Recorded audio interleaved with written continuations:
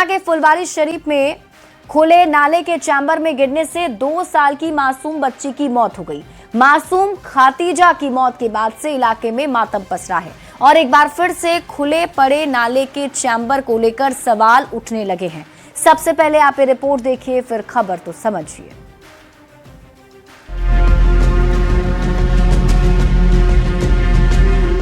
पिता के कंधे पर पड़ी ये है 2 साल की मासूम खातीजा। खातीजा अब कभी उठ नहीं पाएगी। वो हमेशा हमेशा के लिए मौत की नींद सो चुकी है। खातीजा मरी नहीं, उसे सिस्टम की लापरवाही ने मार डाला। वही सुन के हम लोग आए यहाँ पर, लापरवाही का नतीजा है। ये लाचार पिता असम से परिवार का पेट भरने बिहार आया था, लेकिन बेटी के शव को कंधे पर रखकर इधर से उधर भटकने को मजबूर है। दूसरी ओर बेटी की मौत के बाद मां का रो रो कर बुरा हाल है।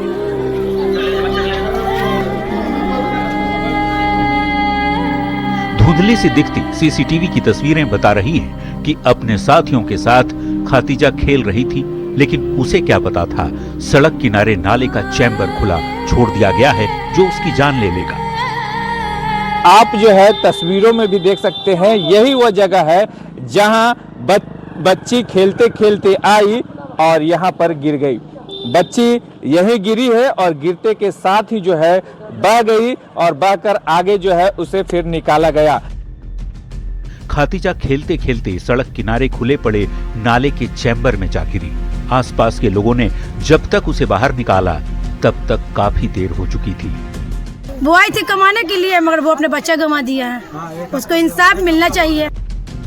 हमेशा की तरह खबर मिलने के बाद पुलिस आई, शव को पोस्टमार्टम के लिए भेजा और सीसीटीवी फुटेज के आधार पर जांच की बात कहकर चली गई।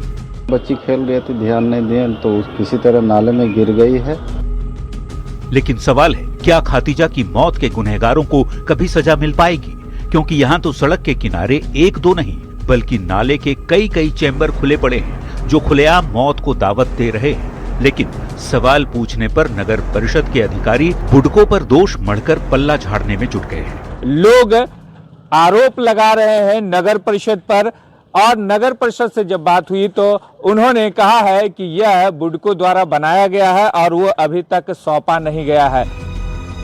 अभी कुछ ही दिनों पहले एनसीआर के नोएडा में गाड़ी सहित खुले नाले में गिरने से युवराज नाम के एक इंजीनियर युवक की मौत हो गई थी। दिल्ली में बाइक सहित गिरने से कमल नाम के शख्स की मौत हो गई और पटना में 2 साल की खातीजा खुले नाले की भेंट चढ़ गई। सवाल है, सड़क किनारे बने नाले कब तक जान लेते रहेंगे? और इससे भी बड़ा सवाल है, ऐसी लापरवाही करने वालों पर कोई कार्रवाई होगी? न्यूज़ 18 के लिए दानापुर से अमरजीत शर्मा के साथ ब्यूरो रिपोर्ट। तो ये जानलेवा नाले हैं जिसे खोल दिया जाता है और इस नाले में गिरकर लोगों की मौत हो जाती है। नाले में गिरने वाली मौत वाली खबर को अब आप समझिए। देखिए, नाले में गिरने से मौत वाली खबर को समझने के लिए आपको ये जानना होगा कि अब तक कई हादसे ऐसे हो चुके हैं। नोएडा में भी कुछ ऐसा ही हादसा हुआ था जब युवराज नाम के युवक की मौत हो गई थी। यही नहीं, दिल्ली में भी कमल नाम के एक युवक की मौत इसी वजह से हो गई थी और अब पटना में खातीजा नाम की बच्ची की मौत खुले नाले में गिरने से हो गई है। अब आप इस खबर को समझिए। सड़क के किनारे नालों को खुला छोड़ दिया जाता है और खुले नालों के सामने कोई सावधानी का बोर्ड भी नहीं लगा रहता है ताकि लोग अवेयर हो सके, बल्कि आसपास से गुजरने वाले जो लोग हैं वो इसी तरीके से हादसे का शिकार हो जाते हैं। अब आप सवालों के जरिए नाले में गिरने से मौत वाली खबर को समझिए। सवाल ये, कब तक खुले नाले की भेंट चढ़ते रहेंगे लोग? सवाल दूसरा, नालों को ढकने की व्यवस्था आखिर क्यों नहीं की जाती है? सवाल ये भी, क्यों नालों को खुला छोड़ दिया जाता है? और सबसे बड़ा सवाल, क्या लापरवाही बरतने वालों पर कार्रवाई होती है? अब जो ये मौत हुई है, इसके जो लापरवाह लोग हैं, क्या उन पर कार्रवाई होगी? बढ़ते हैं आगे और बात अगली खबर की। दानापुर के फुलवारीशरीफ में कोचिंग की छत से गिरी छात्रा की पोस्टमार्टम रिपोर्ट सामने आ गई है। पैर की हड्डी टूटी मिली, पीठ के साथ ही पिछले हिस्से में खरोंच के निशान मिले हैं। घर वाले हत्या की आशंका जता रहे हैं। पुलिस और एसआईटी मामले की जांच में जुटी हुई है। ये रिपोर्ट देखिए, फिर खबर तो समझिए।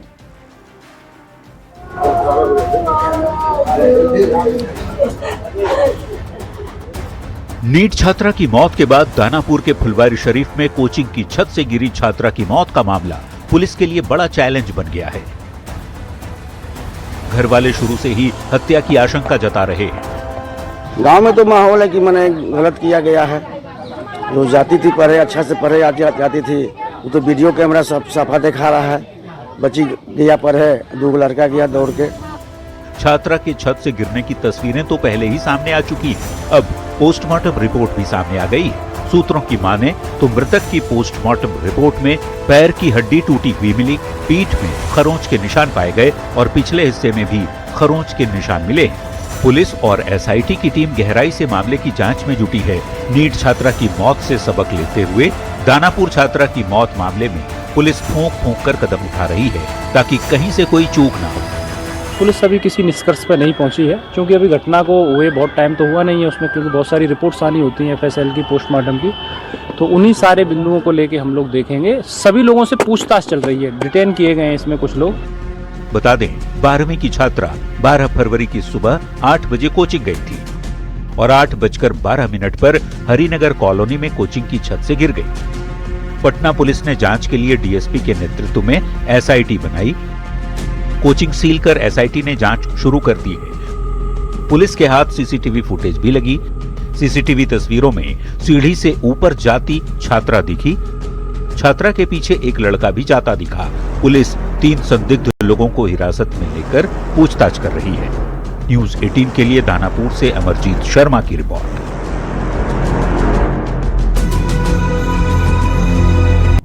तो राजधानी पटना में संदिग्ध तौर पर हुई छात्रा के मौत ने कई सवाल खड़े कर दिए हैं, लेकिन हम आपको ये पूरा घटनाक्रम समझाते हैं। दानापुर में छात्रा की मौत का पूरा घटनाक्रम अब आप समझिए। दानापुर में छात्रा 8 बजे कोचिंग के लिए घर से निकली थी। 12वीं की छात्रा का कोचिंग कुछ ही दूरी पर था। 8:12 पर छात्रा कोचिंग की छत से नीचे गिर जाती है, जिसकी तस्वीरें भी सामने आई। घर वाले धक्का देकर हत्या का आरोप लगा रहे हैं। इसके साथ ही सीसीटीवी में छात्रा सीढ़ियों से ऊपर जाती दिख रही है और इसके साथ ही वहां दिखता है कि छात्रा के पीछे पीछे 2 लड़के भी ऊपर जाते हैं और थोड़ी देर के बाद छात्रा बिल्डिंग से नीचे गिरती हुई नजर आ रही है। और छात्रा के नीचे गिरने के बाद ये दोनों लड़के सीढ़ियों से लौटते भी उस कैमरे में नजर आ रहे हैं। लड़के बीच में रुककर लड़की का शव भी देखते हैं और फिर ये दोनों लड़के मौके से दौड़कर भाग जाते हैं। जांच के लिए एसआईटी का गठन कर दिया गया है। पुलिस 3 लोगों को अब तक हिरासत में लेकर पूछताछ कर रही है। अब आपको बताते हैं कि छात्रा को जो पोस्टमार्टम हुआ उसमें क्या क्या सामने आया। तो पोस्टमार्टम रिपोर्ट क्या कहती है? पोस्टमार्टम रिपोर्ट में पैर की हड्डी टूटी मिली। पोस्टमार्टम रिपोर्ट में पीठ में खरोंच के निशान का जिक्र है। वहीं पिछले हिस्से में भी खरोंच के निशान मिलने का जिक्र किया गया है। ऐसे में सवाल है कि कोचिंग की छत से गिरी या गिराई गई छात्रा, ये सबसे बड़ा सवाल बना हुआ है। अब कुछ ऐसे सवाल जिनके जवाब मिलने अभी बाकी है। सवाल ये कि छात्रा जल्दी जल्दी छत की तरफ क्यों गई? छात्रा के पीछे पीछे छत पर ये लड़के क्यों गए? सवाल ये भी कि छात्रा के पीछे पीछे जाने वाले लड़के ये कौन हैं? और कोचिंग की छत से छात्रा गिर गई या जानबूझकर गिराई गई? क्योंकि परिजन हत्या का ही आरोप लगा रहे हैं। बढ़ते आगे और बात अगली खबर की। नीतीश कुमार के बेटे निशांत दशरथ मांझी के गांव गहलोर घाटी में दिखे। निशांत यहां उस रास्ते पर भी गए जहां दशरथ मांझी ने पहाड़ तोड़कर रास्ता बनाया था। गया जी में बड़े बड़े बैनर पोस्टर लगाकर निशांत का स्वागत किया गया। निशांत बिहार चुनाव के बाद से काफी ज्यादा सक्रिय दिख रहे हैं। ऐसे में कयासबाजी का दौर भी जारी है। क्या निशांत होली के बाद राजनीति में आएंगे? ये रिपोर्ट देखिए, फिर खबर तो समझिए।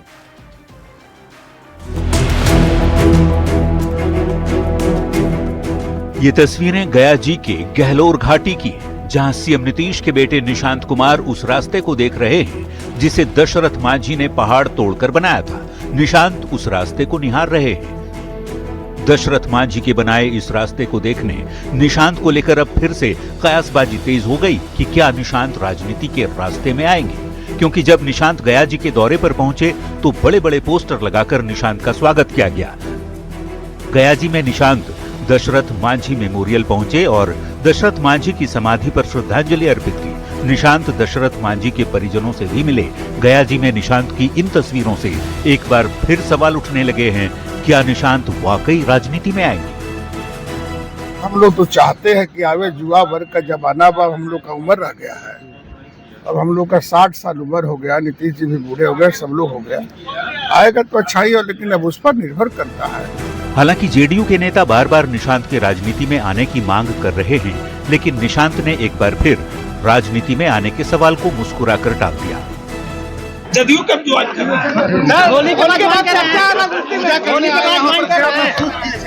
बिहार चुनाव के बाद निशांत लगातार सक्रिय हैं। निशांत की सक्रियता बड़ा सियासी इशारा कर रही है, लेकिन वो अभी भी खुलकर कुछ नहीं बोल रहे। न्यूज 18 के लिए गया जी से एलन लीली के साथ आनंद अमृतराज की रिपोर्ट।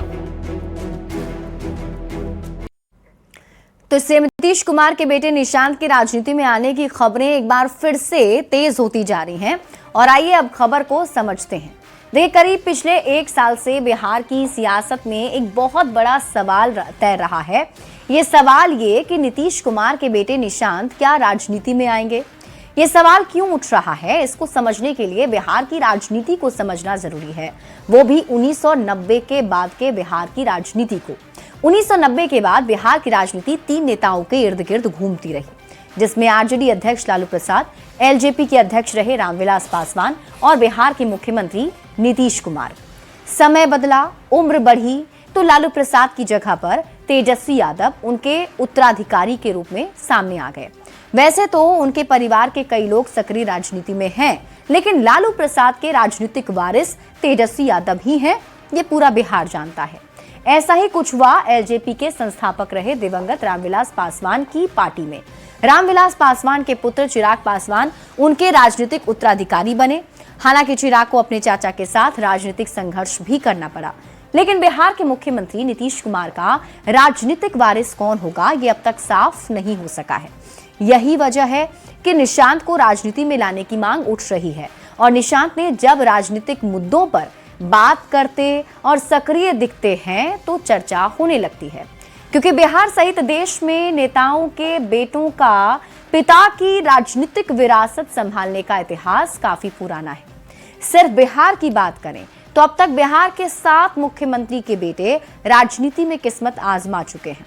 यही वजह है कि निशांत के भी राजनीति में आने की चर्चा तेज है और जब जब निशांत सक्रिय दिखते हैं, चर्चा पहले से और ज्यादा तेज हो जाती है। और अब तो जेडीयू के बड़े बड़े नेता भी कह चुके हैं कि निशांत को राजनीति में आना चाहिए। किस किस ने क्या कहा है वो भी समझिए। सबसे पहले बात करते हैं जेडीयू के राष्ट्रीय कार्यकारी अध्यक्ष संजय झा की। उन्होंने कहा कि हम लोग चाहते हैं निशांत को फैसला लेना है कि वो कब आएंगे। फिर जेडीयू के राष्ट्रीय महासचिव मनीष वर्मा ने कहा बिहार का हर युवा चाहता है कि निशांत राजनीति में आए। इसके बाद ग्रामीण कार्य मंत्री अशोक चौधरी ने कहा निशांत राजनीति में आते हैं तो उनका स्वागत करेंगे। यही नहीं, ग्रामीण विकास मंत्री श्रवण कुमार ने कहा कि निशांत को राजनीति में आना ही चाहिए, आते हैं तो स्वागत करेंगे। यहां तक कि एनडीए के भी कई नेता निशांत को राजनीति में लाने की डिमांड पहले कर चुके हैं, जैसे कि केंद्रीय मंत्री और हम के संरक्षक जितन राम मांझी कह चुके हैं कि वो निशांत के साथ हैं। महाराष्ट्र के नेता रामदास अठावले कह चुके हैं कि निशांत राजनीति में आते हैं तो स्वागत करेंगे, जबकि बिना किसी सदन का सदस्य रहते हुए बेटे को मंत्री बनाने वाले आरएलएम के अध्यक्ष उपेंद्र कुशवाहा कई बार कह चुके हैं कि जेडीयू की कमान निशांत को मिले। यहां तक कि विपक्ष में रहते हुए विधानसभा में नेता प्रतिपक्ष तेजस्वी यादव भी कह चुके हैं कि निशांत के राजनीति में आने का वो भी स्वागत करेंगे। अब समझने वाली बात यह है कि निशांत की राजनीति में एंट्री में पेच क्या है, तो आइए उसे भी समझते हैं। नीतीश कुमार परिवारवाद के घोर विरोधी रहे हैं। सार्वजनिक मंच से नीतीश कुमार ने परिवारवाद की अक्सर आलोचना ही की है। बिहार के लोगों को ही नीतीश कुमार अपना परिवार बताते रहे हैं। निशांत राजनीति में आते हैं तो सवाल उठेगा। परिवारवाद के मुद्दे पर विरोधी पलटवार करेंगे, क्योंकि अब तक ये आरोप सीएम नीतीश कुमार ही लगाते रहे हैं, लेकिन अगर निशांत राजनीति में आते हैं तो पलटवार विरोधी कर सकते हैं। बढ़ते आगे और बात अगली खबर की। कांग्रेस नेता के एन त्रिपाठी की ओर से झारखंड की सियासी तस्वीर पर किए जा रहे दावे पर सियासी दंगल जारी है। केएन त्रिपाठी ने दावा किया कि निकाय चुनाव के बाद बीजेपी और जेएमएम साथ आकर सरकार बना सकते हैं। केएन त्रिपाठी के दावे को कांग्रेस और जेएमएम के साथ ही बीजेपी ने भी निराधार बताया है। अब आप पूरी खबर देखें, उसके बाद खबर तो समझिए। झारखंड मुक्ति मोर्चा का नेतृत्व लगातार भारतीय जनता पार्टी के संपर्क में लगा है। ये दावा है झारखंड के पूर्व मंत्री और कांग्रेस नेता केएन त्रिपाठी का। केएन त्रिपाठी के दावों की माने तो झारखंड की सियासत जल्द ही करवट लेने वाली है और निकाय चुनाव के ठीक बाद राज्य में सरकार की सूरत बदल जाएगी। उन्होंने कहा, निकाय चुनाव के बाद झारखंड मुक्ति मोर्चा महागठबंधन से अलग होकर बीजेपी के साथ सरकार बना सकता है। केएन त्रिपाठी ने दावा किया है कि जेएमएम और बीजेपी के शीर्ष नेता मिल चुके हैं और जल्द ही इसके नतीजे भी दिखेंगे। झारखंड मुक्ति मोर्चा के शीर्ष नेता हमेशा सरकार को लेकर के भाजपा के संपर्क में है। ये दो बातें हम लोग इसको बर्दाश्त नहीं करते कि भाई जब आप सरकार चला रहे हैं, कांग्रेस के साथ गठबंधन किया है, उसके समर्थन से आपकी सरकार चल रही है, तो एक तो आप हमेशा उछल करके उनसे संपर्क। त्रिपाठी के दावे के बाद झारखंड की सियासत का पारा बेहद चढ़ गया। त्रिपाठी की ही पार्टी कांग्रेस के साथ ही जेएमएम के नेताओं ने दावे को निराधार और भ्रामक करार दिया, तो बीजेपी ने साफ कहा, जेएमएम और बीजेपी नदी नहीं बल्कि समुद्र के दो किनारे हैं जो कभी नहीं मिल सकते। राजनीति में कब क्या हो जाए कोई कुछ कह नहीं सकता। वैसे झारखंड गठन के शुरुआती दौर के ठीक बाद बीजेपी और जेएमएम सत्ता में साथ रह चुके हैं, लेकिन अभी के हालात को देखते हुए त्रिपाठी के दावे सच साबित होने पर बड़े सवाल उठ रहे हैं। न्यूज 18 के लिए पलामू से नीलकमल के साथ रांची से निरंजन सिंह की रिपोर्ट। तो अब झारखंड में ये नई बहस शुरू हो गई है। दरअसल केएन त्रिपाठी के दावे पर ये बवाल मचा हुआ है। अब हम आपको खबर समझाते हैं। केएन त्रिपाठी के दावे वाली खबर को आप समझिए। फिलहाल झारखंड में जेएमएम, कांग्रेस और आरजेडी की सरकार है। कांग्रेस नेता केएन त्रिपाठी ने बड़ा दावा किया कि झारखंड की राजनीति में जल्द ही बदलाव हो सकता है, जिसमें वो दावा करते हैं कि जेएमएम और बीजेपी साथ साथ आ सकते हैं। और ये कब होगा, तो उन्होंने ये भी बताया कि निकाय चुनाव के बाद झारखंड की सियासी तस्वीर बदल जाएगी। अब केएन त्रिपाठी के दावे वाली खबर को समझिए। हालांकि देखिए, सभी दलों ने केएन त्रिपाठी के दावे को नकार दिया है। कांग्रेस और जेएमएम ने दावे को पूरी तरह से गलत बता दिया। बीजेपी ने कहा कि जेएमएम और बीजेपी समुद्र के दो किनारे हैं, हमारा जेएमएम के साथ कभी गठबंधन नहीं होगा। जब झारखंड में थी बीजेपी जेएमएम की सरकार, अब आप ये समझिए।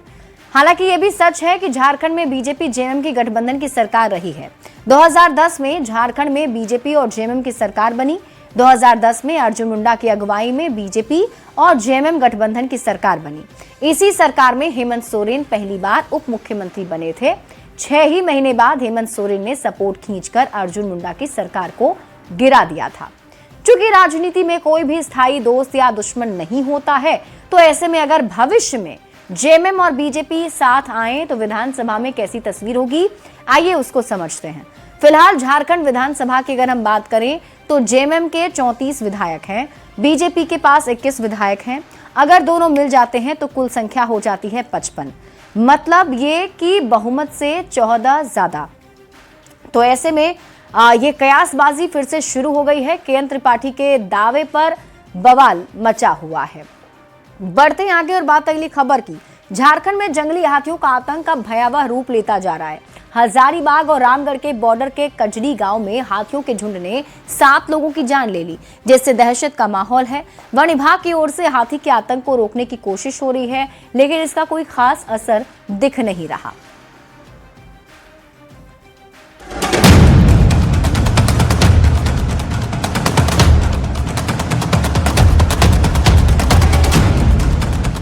जब जंगली जानवर रिहायशी इलाके में आ जाएं, तो तस्वीरें कुछ ऐसी होती हैं।